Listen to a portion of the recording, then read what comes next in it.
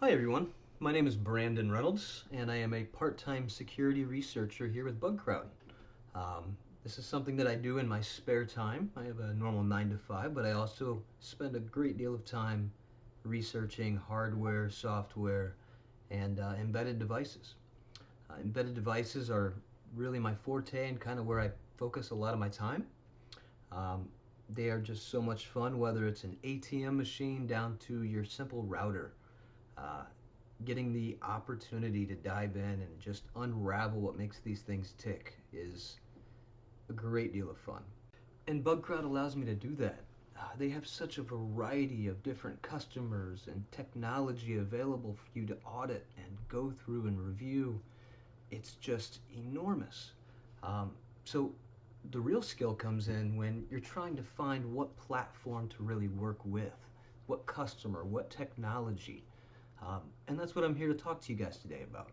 I'm going to help you step through some of the basics of Bugcrowd, but I'm also going to show you some of the more interesting aspects that let you find those key programs or technologies that will really help you in your career of bug bounty hunting.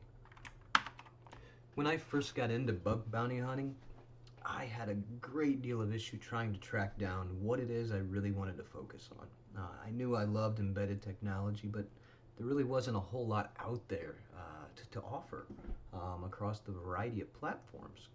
So I kind of just stuck with what I had at my home, improved my skills and kept looking. Eventually I found Bugcrowd, and a variety of the things I was already looking at had programs available. So I signed up, and here I am today. So let's start getting into that path. Let's start diving into what it takes to join Bugcrowd and show you some of those interesting features that might help you on your journey. When you first sign up for Bugcrowd, they're going to ask you a variety of questions. They're going to ask you, are you a beginner, skilled, a professional, and what are your interests? And as you go through these questions, it's going to kind of choose a path for you and kind of align you with the different programs that it feels might help you. So what I've done today is set up a new account, and we will do the same thing. So here you can see I'm started onboarding with Bugcrowd, and we're just going to choose skilled, and we'll choose I'm a security researcher. And here we're going to get a variety of questions. What are we skilled in? Is it reconnaissance? Is it cryptography, pen testing? There's so many different areas that it's impossible to ask everyone, but they're going to ask the important ones. So we'll say reconnaissance, and we don't write code very often anymore, so we'll skip that. Binary analysis, that's definitely going to be needed. Exploit development. When you're working with hardware, a lot of times you're going to have to write a lot of exploitive code to take advantage of features that just really weren't meant to be there. So we'll mark that. And of course, we're skilled at pen testing. Once we do so, we're going to be granted with a variety of different programs that they currently have publicly available. Now these programs, these are just what's available to the general public. As you begin your journey through Bugcrowd, you will see that you'll start getting invites to other programs. Maybe they are 5-person programs that they felt you were a good fit for based on prior submissions. Maybe they'd be live bug bashes out in Vegas. As you can see here, this one was for T-Mobile and Bugcrowd, where we worked together to really help secure their platforms. So today, we'll just choose a few here. We'll say what we have some experience with AWS and Shell, C. We'll just pick a variety of things and see what we end up with. Healthcare, always an interesting technology. Retail, and we'll put some video games in there. Maybe some critical infrastructure, and continue. All right.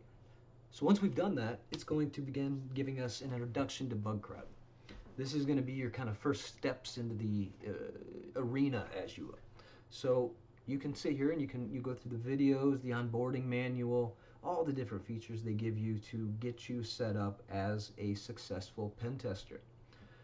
Once you've got all of that set up, we can start diving into what the different intricacies of a Bugcrowd platform looks like. All right, so we're back at our introduction to Bugcrowd. As we mentioned before, we've got some different knowledge articles, knowledge bases, documentation, onboarding manuals, all sorts of really interesting and available stuff to us. We also have our profile, so we can come in here and we can actually update this to say, you know, who we are, what we like to do, to give not only Bugcrowd but other interested parties what our interests are. Where do we like to spend our time? How much time do we have available? This is also where you would potentially verify your profile if you were going to be working on some more sensitive material. So starting there, you would fill this out, and we'll just add a few things here and be on our way. We'll just say that we love Bugcrowd, and we'll update our profile. All right, so going backwards here, back to our introduction, we have the onboarding manual, researcher documentation, VRT. That is something that you're really going to want to learn. That is basically the vulnerability rating taxonomy. So what that is it's used to judge, based on your vulnerability, what the criticality of it is. So is it something that's, you know, not so dangerous that it's going to potentially harm anybody? Is it just going to leak maybe some information, maybe give you an advantage over others over certain situations? Or is it something extremely serious where you could potentially take over a device or thousands of devices, specifically in the critical infrastructure sector? If we're looking at a medical device and it's got a VRT rating of something like 8, 9, you know, you're looking at something that maybe is remotely accessible, can be modified, adjusted, could potentially hurt people. All the way down to your average, you know, missing request headers, things like that. So we'll keep on going here. You will find that Bugcrowd has given a lot of thought and time into how they present their information. So you're going to have everything from videos like this to videos from really skilled hackers and researchers out there that like to share their information. The Level Up program is one that I love myself to watch. It gives me an opportunity to see some of my fellow peers and kind of how they go about their day-to-day. And then you also have different things that you're going to want to pay attention to, like your code of conduct or how to use the Bugcrowd email. When we get into actual programs, you'll also want to pay attention to scope and different guidelines that you have there to make sure that you're not straying outside the boundaries. Now, one of the very first things that I recommend to anybody is to follow their guidelines at the very beginning. So look, what you want to pay attention to here on this page is going to be, you know, the You've Got Mail, the Code of Conduct, and, you know, the Beginner Resource Kit. These are going to be things that are going to be invaluable to you because you want to stay within that Code of Conduct so that you can make sure that you get your payouts. When it comes to working with specific programs, you're going to need to be able to contact them or email them or inform them that you are actually from Bugcrowd. So often you will have to use the Bugcrowd email for that. Both of these pages here will explain that process to you and kind of walk you through what that looks like and set that up. The Code of Conduct, this is a general Bugcrowd Code of Conduct, and each program is going to have its own Code of Conduct as well. We can generally refer to that as the scope or the safe harbor or basically instructions to not get you in trouble. So make sure you pay close attention to those things when you are looking at programs. All right, now that we have updated our profile, we have looked at our resource material that's been provided to us. One of the first things you might notice is that they have a Bugcrowd University. Like we mentioned before, we can learn more material from others. But there's also a support. They have support 24/7 that will assist you if you have any sort of issues. So feel free to put in a support ticket. If you can't figure something out, they'll get back to you really quickly. Once we move on from there, we want to start looking for what our program's going to be. Maybe we're interested in embedded devices, maybe it's web, maybe it's mobile. Um, but this is where we will start diving into the more intricate uh, functionality of Bugcrowd. So here I'm just going to click on Dashboard. And this is going to take us in and tell us if we have anything to do. So your day-to-day operations at Bugcrowd is going to look like this. You're going to come to your dashboard and it's going to tell you, do you have any payouts coming soon? Do you have any actions that are waiting on you? Maybe you asked a customer a question and they responded. You'll see all of that information sitting here in your dashboard. We just created this account, so obviously we don't have that set up yet. However, it's informing us that we should probably enable two-factor and we should update our profile. Two things that I would recommend, but not something that we have to do right now. We can also set our availability, so we can say, hey, I'm only available 10, 20 hours a week just because I do it on the weekends, and I'm going to be on vacation these days here. That really helps the programs and the hacker success managers to really assign you to the programs that really make sense for you. All right, and before we dive into one more thing, what is a platform without some gamification? So Bugcrowd has a leaderboard across a variety of different metrics.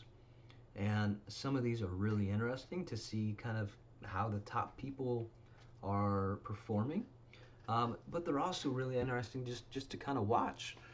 So we can come in here to the leaderboards and we can actually see, who's putting in the most effort this month, last month, across the entire year, in fact, for a variety of different metrics, very critical ones. We can see a list here, and maybe across everything we can see here. We can even do that across all of time if we wanted to, and see some of our friends that we may run across to from time to time. But let's jump back to dashboard. We need to find ourselves a program. So we're going to come into here and we're going to look at invites. Maybe we received some invites since the last time we were here. Unfortunately, this is a brand new profile, so we don't have any invites just yet.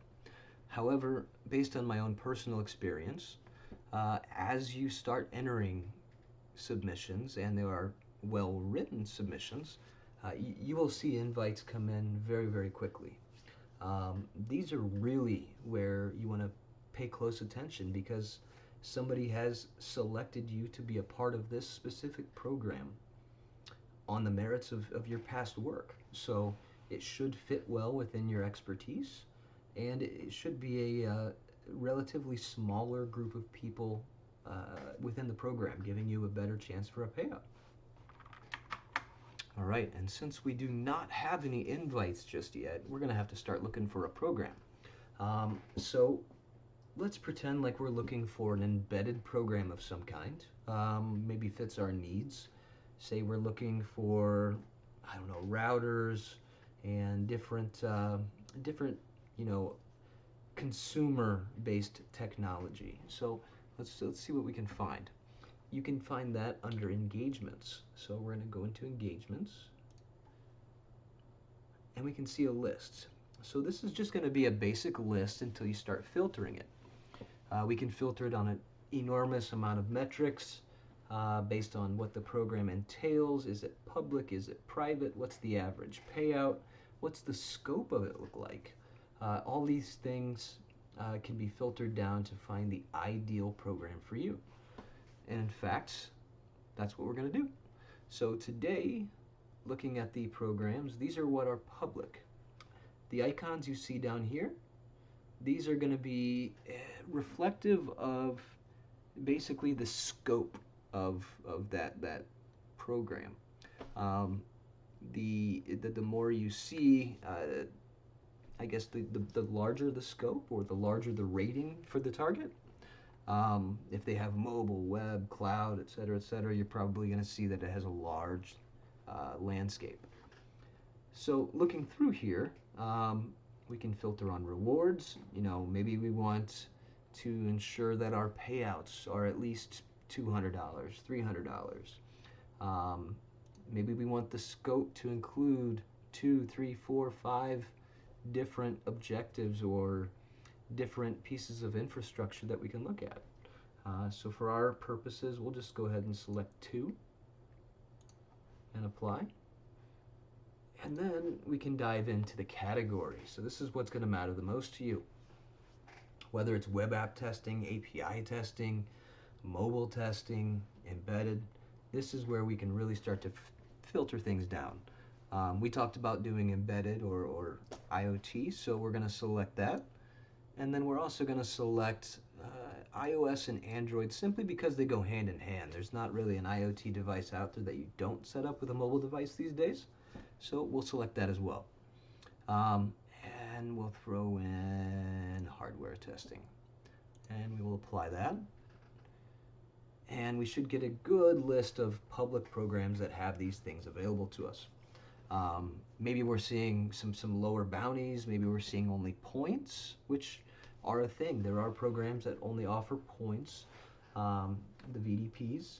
However, there are enough programs out there that I don't think it's a worry whether you want to do this for fun as a kind of learning experience on the weekends, or if it's something you want to do as a day job. I mean, there's going to be something for everybody available. So I'm going to go through here just to see what's available. And I know my son loves Rec Room, so let's check that out. We can see it's a public program. In the program details here, it's going to lay out essentially what are they looking for from the security researchers. What kind of support are they willing to offer? What has been the change log since this program went live X days ago? And then we get down here into your ratings and rewards. So in here, we can see that in-scope targets are included here. So for this particular game, the in-scope targets are iOS, Android, PlayStation 4, 5, Xbox, Oculus, and even the websites. Not necessarily hardware or IoT, but it involves it. So that's kind of why this one was included. Looking through here further, we can get some additional target information, and we can get all sorts of good information about the target itself. So if it's a quality program, you're going to see a lot of information about their different platforms, services, APIs in the background, and information to help you help them. It's going to walk you through exactly what you need to do to be able to access what you need to in order to test the security. Now, before we move on to a separate program or separate part of Bugcrowd, I just wanted to point out the fact that they give you not only credentials for accessing some of the different various areas of their ecosystem, but down here, this is really where you're going to want to pay attention. This is what's called safe harbor, out of scope, focus areas. This is where you as the security researcher need to pay attention so that you are within scope of the program and also within safe harbor. Some programs simply will not let you release details about that program's vulnerabilities. Others are more than willing to let you talk about found vulnerabilities with you. Whatever your interests are, you will find a program that will fit your needs. And finally, one last thing about this particular program, it's rather unique. Usually when there's credentials for a program, you're going to see that they ask maybe a question or two. They might have you fill out an NDA. In this one here, it's simply stating to please sign up for an account with Bugcrowd as the first part of your username. So when you're signing up for an account on this game, you want your name to be Bugcrowd _ something. In fact, my son loves this game to death, but he also loves some of the work that his dad does. So when he's playing the game, he plays it as Bugcrowd underscore his name, just in case he happens to find a bug. And in fact, that happened at one point in time. He found a bug in a system or program or game that he was just kind of playing with for fun, and turned out to be pretty vulnerable. So you just want to pay attention to the scope and the safe harbor to ensure that you keep yourself safe as well. All right, so let's move on. Let's go back to our dashboard, make sure that we haven't had any updates there, and let's dive into discovery. Now, discovery is going to be similar to engagements, but it's going to let you know about upcoming news, upcoming events, because there are quite a few in-person events that not only Bugcrowd has, but they're involved in. And then additional resources that just might be of a benefit to you as the security researcher. So definitely pay attention to this area. You're going to see programs show up here that are either high paying or have a wide scope or just in need of additional help. In fact, this one here, I mean, we're looking at $100,000 per vulnerability. Now that is huge. That's coming from ExpressVPN, and I'm sure there's going to be some extremely tight details around that, but as you can see, they are willing to pay that much for a single vulnerability. I have seen that done in the past. I've seen people hit multiple $150,000 vulnerabilities in a day. It's really up to you, your time, your expertise, and what you're willing to put into it. All right, let's find a few more targets for us to add to our portfolio of what we're looking at.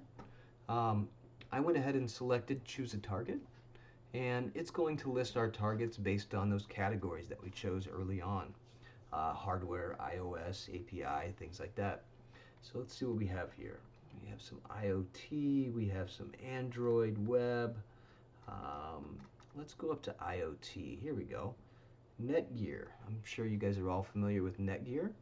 They make a variety of technology, but they also have a pretty well-paying program, it looks like, and a pretty wide scope. So let's hop in here and take a look. Now, since this is a public program, you're not going to see, accept invite or anything like that over here in the corner, because you're always invited to submit a report to this program. You can see that they've been around for quite some time. They have over 1,000 vulnerabilities rewarded with about a $500 average payout. That's, $500,000 over the time they've spent with Bugcrowd. That's not chump change at all. Obviously, they're going to be paying out for their most current products. If something is rather old, they're probably not going to be paying large bounties for those. But as you become familiar with a specific target, whether it be Netgear or Linksys or Arlo or really any of your IoT providers or networking providers, you're going to see a lot of similarity as you go throughout those programs. So it doesn't hurt to look at some of these older applications, some of the ones where they were less secure at the time.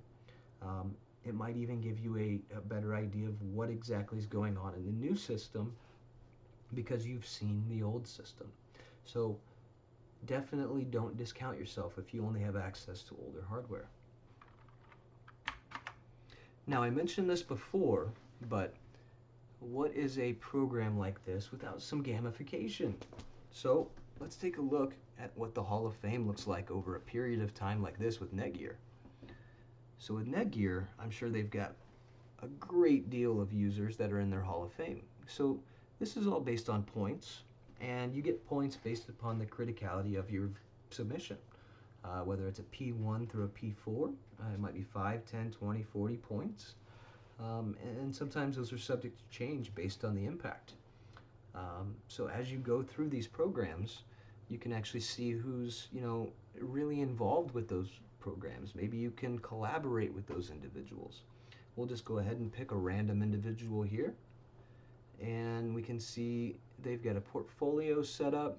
We can see different information about the vulnerabilities that they have submitted and just how active they are. I mean, we're looking at 3, 4, 500 submissions a year almost. It's pretty active, um, with a very high accuracy. So if we scroll back up, we can also see some of their GitHub. So this is something that I like to do too, is I like to go through and view other people's portfolios just to kind of see what are they using for tools, what are they using for research, recon. It really helps to better understand what some of the more top level people are doing. In this instance, we can see that this individual has quite a few different tools available publicly in GitHub. And then they also have a private website and based out of Turkey. So this person looks like they've been up to it for quite some time, and I'm sure they've made a great deal of change. We can even add them as a friend. In fact, we'll just go ahead and add them now. I'm sure they won't mind. And move on from there. Now, some people like to stay, how would you say, anonymous. They like to keep their information private. They like to keep their name private. As you can see, my name's Brandon Reynolds, and I go by Brandon Reynolds, so I'm not really too well hidden. This individual, however, Camel, they link their GitHub. So let's go ahead and take a look and see what they have out there. Interesting. Okay, so they have some blog posts, they've got some tools, and some information about them themselves. These are always great places to go for additional information, especially if it focuses either on a specific target you're looking at, or even just the general area. It's something that you would want to pay attention to. Let's click into one of their blog posts here, and as I suspected, it walks you through their entire thought process. The more you go through these, the better you're going to level yourself up. In fact, that's why they call their blog post, the Level Up series. Every time you go through one of these, you're going to get better and better. All right, we are back at our dashboard, and once again, we still have no activity yet, but that's also because we haven't done any vulnerability hunting yet. However, if we had, we could see that beneath our Work tab.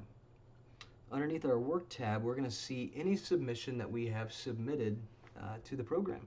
So if we had a few submissions to Netgear, a few submissions to Linksys, we can very quickly see whether we have a task that belongs to us that we need to act on. A lot of times as you're going through these programs, the program owner or customer will have some information that they maybe need from you. Maybe your instructions weren't terribly clear. Maybe they just didn't quite understand. And this is a way for you and the customer to interact back and forth. Now, one other thing that I do want to point out here is that they have quite a bit of filtering and searching that you can perform.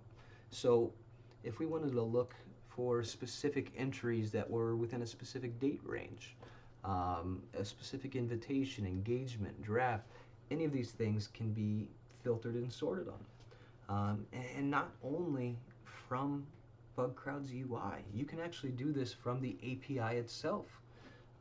They have the ability for you to do this with your own custom tooling to make sure that you're staying up to date with your different bugs that you've submitted.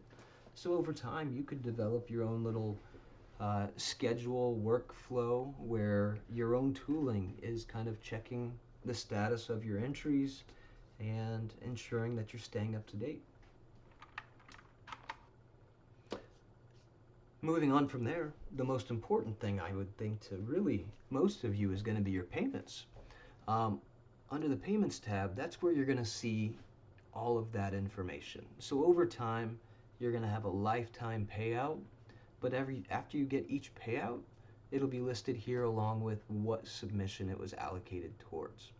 Now, with this being a brand new profile, I unfortunately do not have any payouts coming my way. However, the quicker we get started, the quicker we find vulnerabilities, we can start getting those payouts submitted to us. When you're working with Bugcrowd, you're essentially a contractor, and you can set yourself up so taxes are taken out. Maybe they're not taken out, you pay them at a later time. It's entirely up to you. You are the contractor. So as you're setting up your profile, keep that in mind. You want to pay attention to your taxes and your money coming in to make sure that you have the appropriate amount set aside, but also maybe some money for some extra tools that are really going to help improve your work and your career as a contractor working for Bugcrowd. So if we were going to set that up, we would simply jump over here to settings, and we would start filling out that information. Bugcrowd is going to want to collect W-9 information if you're from the US here, and a payout method. So there's a variety of different payout methods that are different speeds. You can have a different frequency. Maybe you like to get paid every week, every day. Entirely up to you. Bugcrowd is willing to oblige whatever your need may be. As you go through here, you're going to have to not only set that up, but also set up some of your identity verification. As you add your bank accounts, your resume, your things like this, you're going to have to also identify yourself through the program as well. And you can do that here. So I won't walk through it myself just because we don't want to expose too much information, but there is a lot of good information in their help articles on how to get through this process. One of the other areas that I really want to highlight is the skills and interests. Now, this area is where I kind of keep track of where I feel I am in my career, but also informs Bugcrowd of where you feel you're in your career. So if you have API testing, say you feel you're a 3, and you'd like to learn more about this, they're going to know that, and they're going to tailor their program to you. It's going to help you better align with different programs and different technologies that will slowly improve your expertise in that area, but it's also going to help them allocate the right people to the right program. And the way that it works throughout their website is pretty simple. You just select what your level is, whether you want to learn more, and how interested you are in it. I would regularly check this, maybe every couple weeks, and just kind of update it as you go. Now, one of the things I mentioned early on is their support program. So say you have a problem with a payout, say you have a problem with a submission, maybe the website's just not acting properly. We can go ahead and put in a support ticket for that. And if we would like to do so, we could do so here. So we could choose that we're a hacker and that we have an issue with our profile. And our program name, we're just going to say Brandon Reynolds Test Program. And this is just a test of our support program. Now, if we actually did have an issue, we could attach some screenshots, description, give it a subject just like your normal email, and from my personal experience, they're going to get back to you very quickly. I once had some issues with a particular payout. I think it was resolved within 12 hours by the time I woke up, and everything was good. So, not something I've had to use quite often, but available to you at any point. Now, one thing that really might interest you as an individual is your privacy. Me, I'm using my real name, right?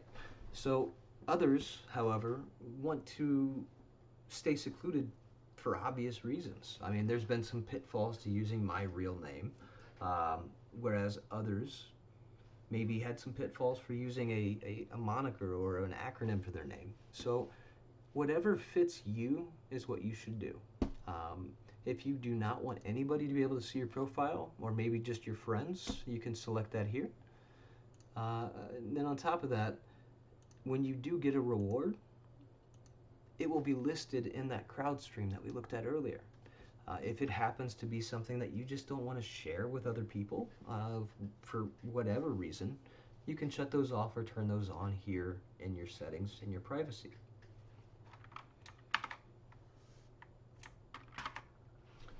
Now the last thing that I'm going to mention in our profile setup or account setup is the security of your account.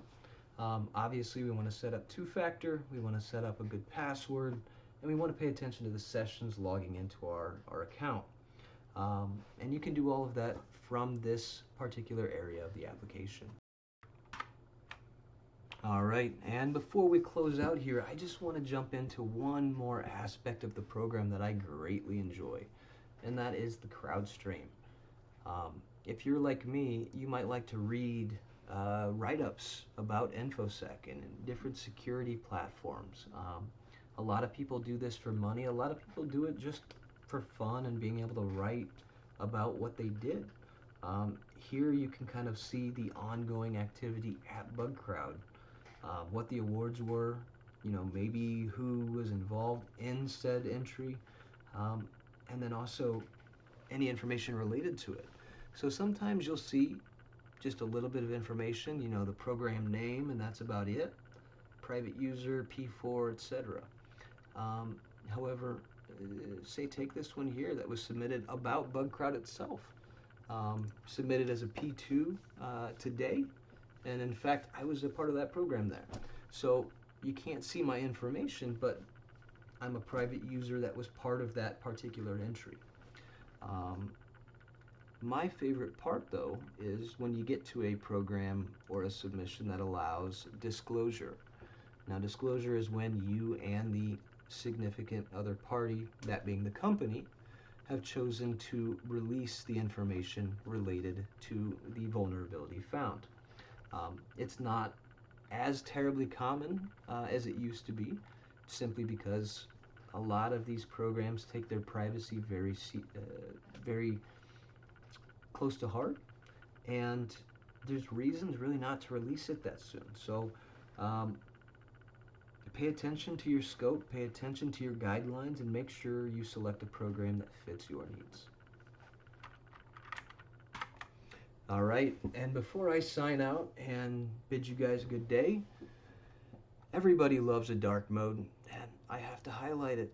They have a dark mode for those late night evenings. So if you're one of those people, I would suggest turning it on just like I did at the beginning of this video. For everybody else that intends to join Bugcrowd or intends to just at least take a look, I look forward to working with you in the future. Bugcrowd does allow collaboration among other peers on single entries.